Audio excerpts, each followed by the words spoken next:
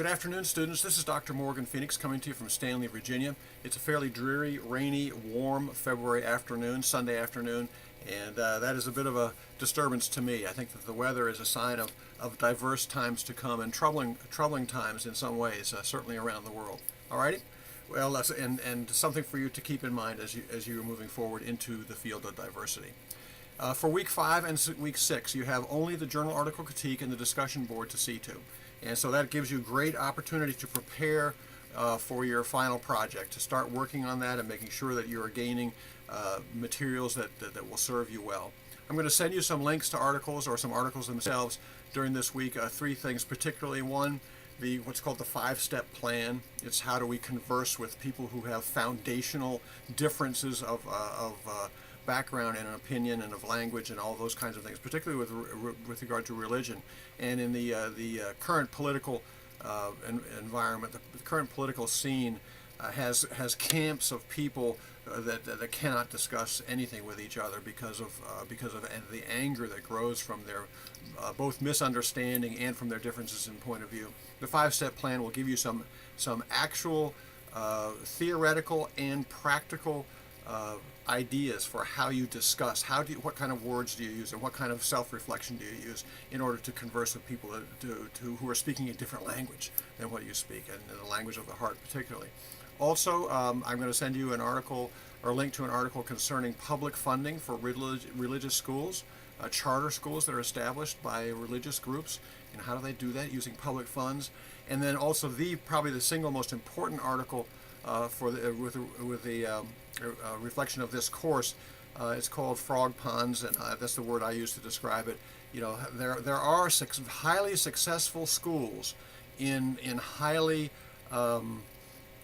difficult surroundings, very, very low socioeconomic status, low funding, all kinds of things. But there are schools that do very, very well despite having none of the support that we take as being required for success. So I think look at those carefully. The kinds of things in the heart and in the minds of the workers and the communities surrounding these highly successful schools in highly compromised situations. Okay, why are they doing well? What are the things? What are the features of those schools and of those leaders? And that's where you come into this. What are the key core characteristics of those leaders that command schools of great success with very, very little backing? Okay, well that's it for me. And looking ahead now, here we go. For week 7, you have case studies. You will be choosing from the 3 case studies that are in the reading materials that you'll have in week 7. Dan, a discipline case, very, very troubling discipline case, and Emily, special education case, and Robert, a cultural sensitivity case. And these case scenarios, and you'll choose only one of them. Choose one that is of interest to you.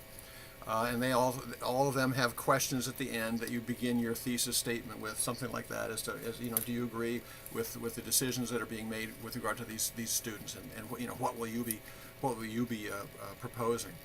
But choose one that's important to you, and please look back at my responses to your case study number 1. That's where you'll find the key to 100% or 98% or 99% success on your case study number 2 will be in my comments to you from case study number 1.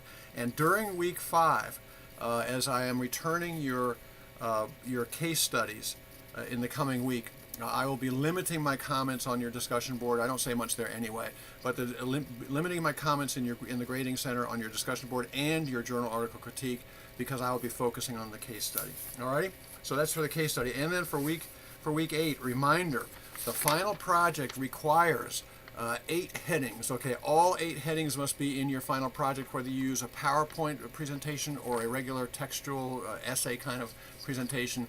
All 8 headings must be covered. There are 20 points each, and 10 points for the mission and vision portion of it. And if you want all your points or most of those points, you have to have a heading for each. Okay. You may also, as you're looking ahead for your final project, you may do a PowerPoint presentation or a text presentation, the common sort of essay kind of a thing. If you do a PowerPoint, You do not simply put text on the screen, okay? Minimal text on the screen. It's got to be graphic representations on the screen, and then all the details go in the speaker's notes at the bottom. It makes you the expert in the room. You've been at a PowerPoint, and when they read the slides to you, and you have a copy of the slides, you either go asleep or you read along with them. However, those people who construct highly effective PowerPoints, there will be graphic representation, pie charts, all kinds of just pictures of kids in a particular situation that is part of what it is you're talking about.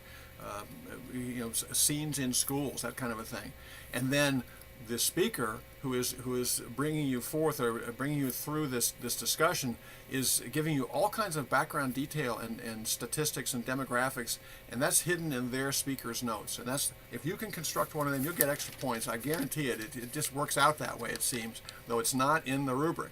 But if you're putting the detail in the speaker's notes, you are the speaking expert in the room as you're giving this presentation. Minimal text on the screen. And also, just a reminder that you must have a live text account, and that the final project must be submitted in live text to gain any points for it. Okay, and I'm asking you also that you submit the final project in live text and in Blackboard. Alrighty, I think that's it for today. Make sure I've got this here. Okay, that's it. And I'm looking forward to these 2 weeks. It's a great chance for you all to get caught up and to move ahead on your final project. Also, for those couple of you that received very low points on the first journal article critique, and it was only a few, it was mainly formatting, that kind of a thing. Please do remember we have the week 8 option in which you can do a revision of an earlier journal article critique, whether it's the one that you've earned 50 points or whether you've earned 36 points, that kind of a thing. It doesn't make any difference. You can revise anything and put it up in the week 8 journal article critique and save a little bit of time and stress in week 8. Alrighty, but you must, if you're using the week 8 option, once again, as most of you know, you must put at the top of your submission in week 8 that this is a revision of week 2 or week 1 or week 6 journal article critique, and the points that you received in that week. Just I would hope that you would earn at least as many points as you got the first time around. Alrighty, any questions, post them in the Ask Dr. Phenix forum and discussion board, and I wish you well here. You know, the world and particularly our nation, we are in a very, very critical moment in history, I think, where we have to face the actual future of our nation and of our world as to how we're going to get along with these numbers of people, as number one, numbers of people, and the availability of all those privileges and wonders and things that Americans take for granted. Keep in mind that 1/3 of all American youth go to bed hungry each night. Okay, there's something to say that says something that our great nation is already ill-equipped to deliver what it promises, or what we think that it promises us. Okay, and now we're taking a whole new role on the international stage, and without getting into any politics of it, pay attention and be part of the decisions that are made, and be part of the discussion that goes on. Look back at that 5-step plan. It's a very, very important document for how we engage in conversations with people with whom there are fundamental disagreements. Okay, we still want to speak with them. Otherwise, we've got to hit them over the head with something, and then or they're going to hit us over the head. Alrighty, and that's let's choose the deliberative option. That meaning we're going to discuss this and try to move forward in reasonable ways. Alrighty, folks. God bless you all. This is a truly important course. At least it is a truly important piece of the philosophical, the theoretical, and the practical social puzzle in which you all live, and I do too. Yet my future is less certain than yours in terms of time. So be proactive, be smart, be well prepared, be well versed, and pray to God each step along the way. God bless you all. We'll see you next time, Lord willing. Bye bye.